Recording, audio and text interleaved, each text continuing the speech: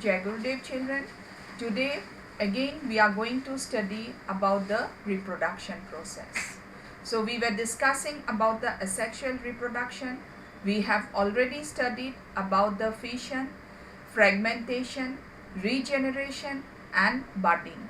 So today we are going to study what is vegetative propagation and the spore formation. So the vegetative propagation is a process of asexual reproduction which takes place only in plants. Here parts of a plant is used to give rise to a new plants. So here sometimes from the leaf it can give rise to a new plant, sometimes the stem give rise to a new plants. So how it takes place? Again they are classified or they are termed differently. Now to explain it, just I am showing you few examples. Now here you just see some rough diagram I have drawn. Now the first one you see, it is known as layering. Now here what happened, a branch of a particular plants little bit separated from the main part, not totally, but part of it little bit separated, and then a portion of it is covered with soil.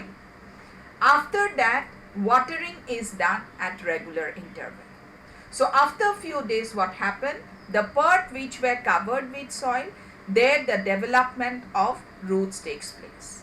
And when you separate this portion from the main part, you can grow in some other areas, and from there ultimately it gives rise to a new plants. So since part of a plant is used to give rise to a new plants, it is an example of vegetative propagation, and this technique it is known as layering. Then beside this you have seen rose plant. So the rose plants too, they follow the vegetative propagation technique, and in it it is known as cutting. So there what they do, they select a matured stem, cut it and grow it in certain other area, and regularly it is watered. After few days it will give rise to a new plants. Then in your book another means example is given, it is about the bryophyllum leaf. So rough diagram only I have drawn. You can go through this diagram in your book, it is available. So there it is said that when a particular leaf falls, so from the leaf also it can give rise to new plants. And it takes place why? Because in its buds are there, from where ultimately it gives rise to many new plants. So these are just three examples I have given you just to explain that vegetative propagation too takes place, and it is an asexual reproduction. It takes place only in case of plants. Now here another thing you have to remember, that is what is the significance or the advantage of this process. Now it has many significance.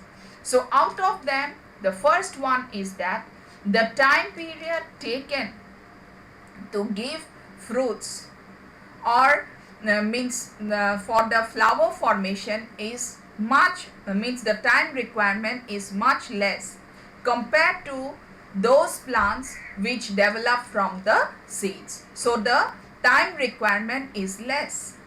Then the second significance is that some plants have lost the capacity of giving rise, means of developing seeds. So but it has to be multiplied.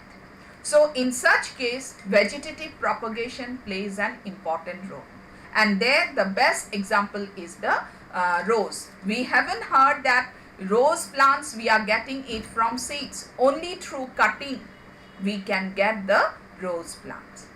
Beside this, since here the selections are done, always the new plants which we get from vegetative propagation, it will have only the desirable qualities. So as a result their production also will be of desirable qualities, that means it is of good qualities. So these are the significance of the vegetative propagation. Now beside this, another type of asexual reproduction takes place, that is known as the spore formation. Now the example in your book is given about the fungi Rhizopus. The diagram is shown. Now it is said that sometimes if you keep some food material outside, now in your book they have given about the bread.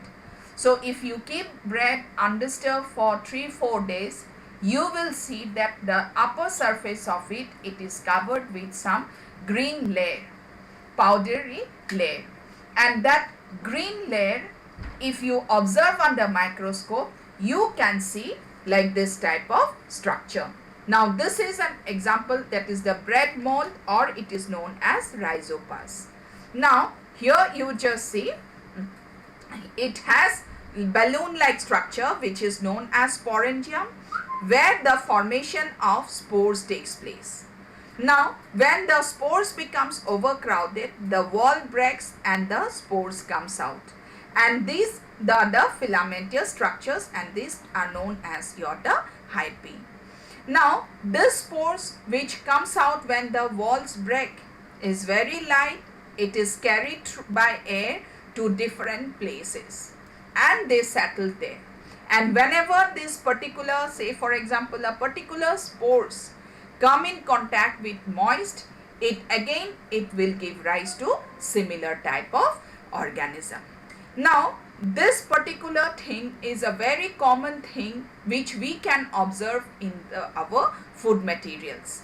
Like sometimes even if you have heard, like your mothers, like whenever you want to take pickles or jam from a bottle, always your mother used to advise use only dry spoon. And the reason behind is that when you open the lids, you all know that these things, no doubt they are not having any water content. Now if you use spoon which is wet, you have used your required amount, but after that again you have closed the lid. But already while opening it, maybe some spores have come in contact with the food material, and if they come in contact with the moist, ultimately that spores will give rise to the species, and ultimately it will spoil the food material. So that's why always it is advised not to use wet spoon. So that means what? This no doubt some organisms develop or grow through spores, but to grow into a new individual they need moisture. So only in presence of moisture only they can give rise to a new organism. So this much in your book they have explained about the different types of asexual reproduction. Now next they have explained about the sexual reproduction. So all of you are familiar with what is sexual reproduction. Sexual reproduction means the process where two individuals of opposite sex meet and ultimately give rise to a new individual. Now some of you may have this concept that this process is common only in higher animals, but actually it is not so. Even in flowering plants also this process takes place. So gradually we are going to study about the process. Now today we will study only about the different parts of a flower. Now before going through it, few things you have to remember, that in some flower both the reproductive parts, that is the male and female parts, are available in the same flower, and sometimes it is present in different flower.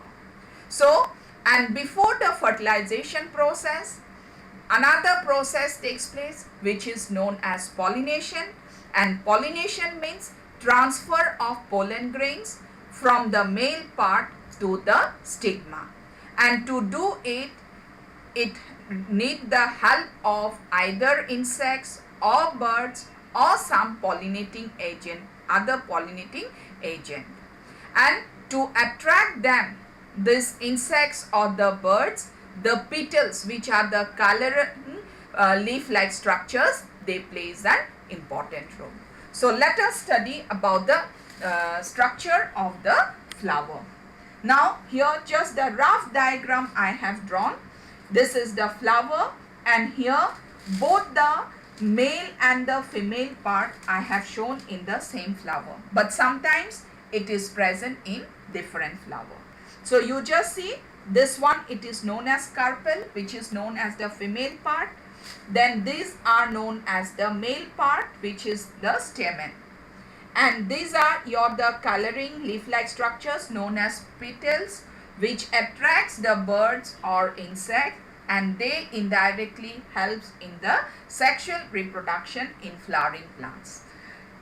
Then some green color leaf-like structures are present, which are known as calyx, and then this swollen part, it is known as the thalamus. Now here the female part, that is the carpel, if you study properly, it has these different parts. That is the top, this flat portion, it is known as the stigma. Now here actually the pollen grains comes in contact. Then from here till here, this thin stalk-like structure, it is known as the style.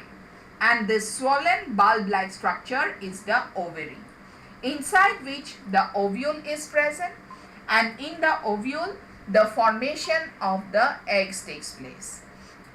Then this one is the male part, that is the stamen, which includes these two bilobe structures known as anther, and this tubular structure which is known as the filamen. Now anther, if you observe, or sometimes when you touch some flower, some yellowish powdery substance you can see. So those powdery substance are nothing, those are the pollen grain. And actually in the pollen grain only the male gametes are there. And one more thing children, you all should know, one pollen grain contain two male gametes. So this much you have to know about the flower. So that means what? Today we have studied about the vegetative propagation, their significance, which is very important even for exam. Then you have studied that sexual reproduction, even it takes place in the flowering plants. And to perform it, they need the help of male and the female part, which the male part, it is known as the stamen, and the female part, it is known as carpel. And sometimes both the structures are available in the same flower, or sometimes it may be available in different flower. So at least one example you have to know for this type of flower. So for today only this much. Thank you. Jai Gurudev.